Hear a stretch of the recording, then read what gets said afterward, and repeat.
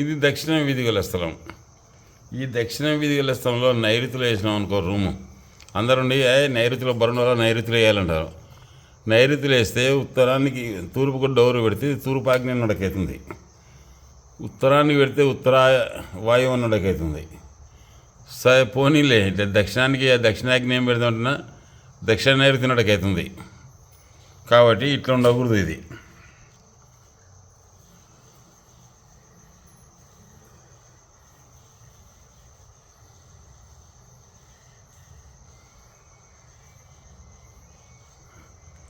ఇక్కడ సెంటర్ని వేసుకోవాలి.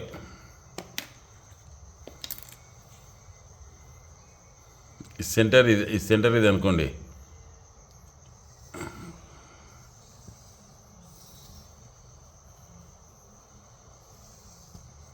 ఇక్కడ వేసుకోవాలి డోరు.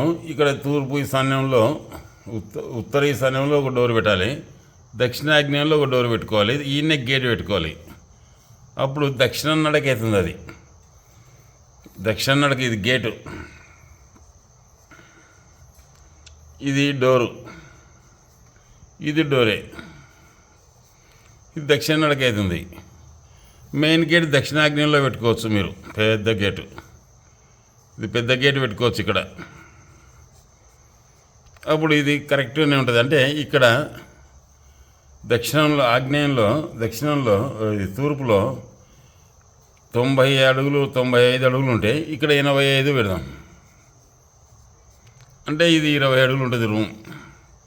అంటే 95 85 కలిసి 200 అవుతుంది అన్నమాట. ఒకవేళ ఇది 40 అడుగులు పెట్టుకున్నాం అనుకో, ఇది తగ్గుతుంది. ఇది 40 అడుగులు పెడితే ఇక్కడ 20, అక్కడ 20. అంటే ఇక్కడ ఇది 40 అడుగులు పెట్టుకున్నాం అనుకో, సపోజ్ ఇది 40 పెట్టుకుంటే ఇది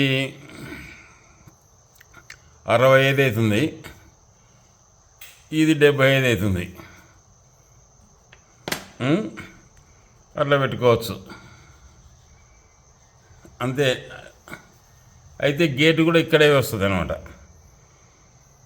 గేటు కూడా దక్షిణానికే ఉండాలి. ఇక్కడ ఉత్తరం తూర్పు ఎంతైనా ఖాళీ ఉండొచ్చు. ఎందుకంటే ఉత్తరం ఎంత ఖాళీ ఉన్నా అది ఈశాన్యానికి వస్తుంది కదా నడక. మళ్ళీ పొరపాటున తూర్పుకు డోర్ పెట్టకూడదు. ఇక్కడ తూర్పు రూమ్ పోటీ తూర్పుకుండా అంటారు. తూర్పుకుంటే తూర్పు ఆగ్నేయం అవుతుంది కాబట్టి తూర్పుకు వద్దు.